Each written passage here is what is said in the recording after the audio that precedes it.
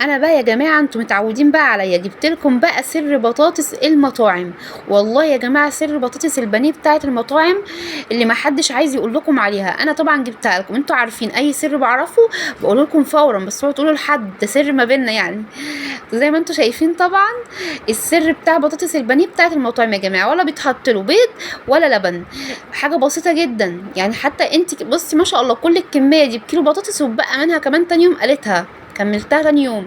بسم الله ما شاء الله. يعني انت لو ظروفك صعبه واخر الشهر كده والدنيا متكحوره معاكي، اعملي الغدا دي بجد غدوه جميله، وخللت جنبها بتنجان مخلل، بجد غدوه تحفه. يلا بينا نشوف الطريقه على طول يا امارات يا حلوين. معايا مج كده من الدقيق متعدد الاستخدامات، اي دي انت بتستخدميه وبترتاحي عليه استخدميه. ومعايا كده معلقه مليانه كركم صغيره، ومعايا نص معلقه توم بودره، ونص معلقه شطه، وربع معلقه كزبره، ونص معلقه كمون. من كل ده يا جماعه معالق صغيره زي ما انتوا شايفين. طبعا لو عندك بصل بودره حطي، بس انا كان خلصان عندي. زي ما انتوا شايفين طبعا. وحطي معلقتين صغيرين من الخميره، معلقتين كده مليانين زي ما انت شايفه، دي خميره فوريه. ومعايا نص معلقه ملح، ونص كمان كده يبقى نصين من الملح. وهقلب كده المكونات الجافه مع بعضها، وبعد كده هقول لكم نعمل ايه. سوري، نعمل ايه. وطبعا ميه طبعا ايه بتبقى ميه من حنفيه عادي خالص. شفتوا بقى سهولتها يا جماعه، ولا بيض ولا لبن، هتعملي احلى بطاطس بانيه ونفس الطعم والله يا جماعه. يعني عشان ايه ما بميرضي الله، انتوا عارفيني الناس اللي متابعاني من زمان عارفه طبعا وصفاتي بميرضي الله، مفيش وصفه بنزلها غير لما تكون بميرضي الله. ولو عرفت اي سر بقوله لكم طبعا، ومش بخبيه عليكم زي ما انتوا شايفين. وطبعا نزلت طبعا بنص كوبايه وقلبت، لما لقيت طبعا تخينه جدا نزلت بالنص التاني. ليه بنزل بالتدريج؟ لاني طبعا العجينه خداعه، فبالبدايه بنزل في نص وبقلب، لما بلاقيها تخينه جدا بنزل بالنص التاني.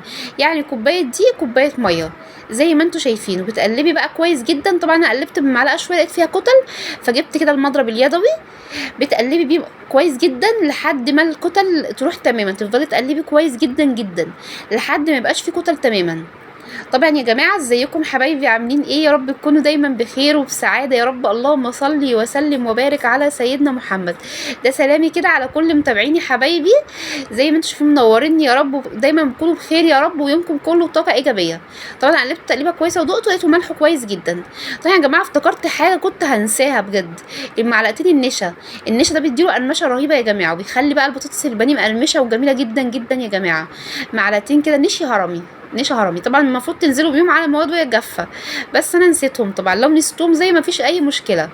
وطبعا هتغطيها باي غطا كده تكون بوله كده لها غطا، وتغطيها وتحطيها لمده نص ساعه في اي مكان دافي كده، نص ساعه بالظبط هتلاقيها خمرت معاكي. طبعا زي ما انتم شايفين معايا كيلو من البطاطس متقشره، يكون حجمها ما يكونش كبير او تكون متوسطه زي ما انتم شايفين. وتقطعيها تكون سمكها بالطول مش بالعرض، بتقطعيها بالطول. وتقطعي سمكها بيكون اتخن من الشيبسي شويه عشان تستوي ما تبقاش نيه زي ما انتوا شايفين. هي ده السر يا جماعه والله يا جماعه، ولا بتتهرس ولا بيكوروها ولا الكلام ده كله. جبت لكم السر من المطعم نفسه زي ما انتوا شايفين. طبعا انتوا عارفيني اي حاجه بعرفها مش بخبيها، بفضحها على طول، عشان كده ما تقولوش حاجه قدامي. الاسرار في الطبخ بالذات ما بخبيهاش على متابعيني حبايبي. زي ما انتوا شايفين طبعا هعمل كل كميه البطاطس بنفس الطريقه بالمنظر ده. بقطعها كده يا جماعه اتخن من الشيبسي شويه. بصوا سهله جدا.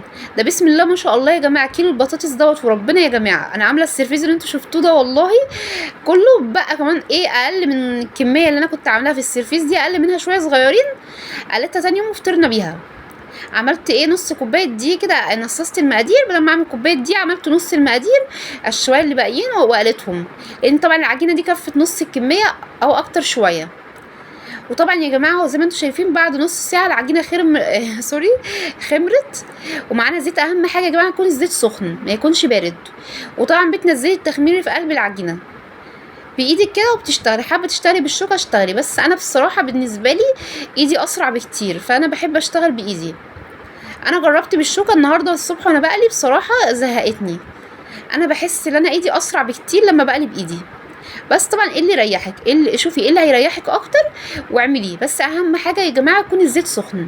وطبعا زي ما انت شايفه بتنزلي طبعا بيها في قلب بتنزلي بالبطاطس في قلب العجينه، وبتظبطيها كده، بتخليها اهم حاجه يكون فيها عجين من ناحيتين، تجيبيها على الناحيه دي والناحيه دي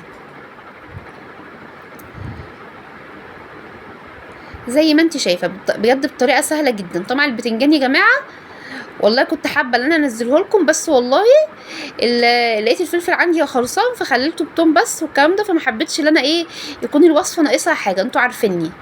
بس والله كان تحفه. انا كنت مخليه بتوم وخل وليمون والكلام ده، وحطيت شويه كزبره وشويه ملح كده وشويه كمون وشويه خل كده، كان البتنجان عسل بصراحه.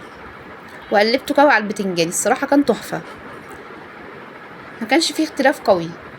طبعا عملت كله بنفس الطريقه، واول ما اخد لون كده من الجهه اللي تحت كده قلبت، لازم يدي كده لون معاكي كده ذهبي حلو كده، متستعجليش عليه في القلب زي ما انت شايفه. لما يدي لون كويس كده ذهبي وتلاقيه مقرمش كده وانت بتقلبيه يبقى هو كده ايه تمام. لما تلاقيه فيه قرمشه كده، طبعا النشا اللي احنا حطيناه ده يا جماعه بيدي قرمشه. طبعا ما تقليش الكميه كلها، لو مش تقدري تاكليها كلها في نفس اليوم خلي عندك العجينه في التلاجة والبطاطس فيها ميه وحطيها في التلاجة، تاني يوم قومي الصبح اقلي منها، جميله جدا.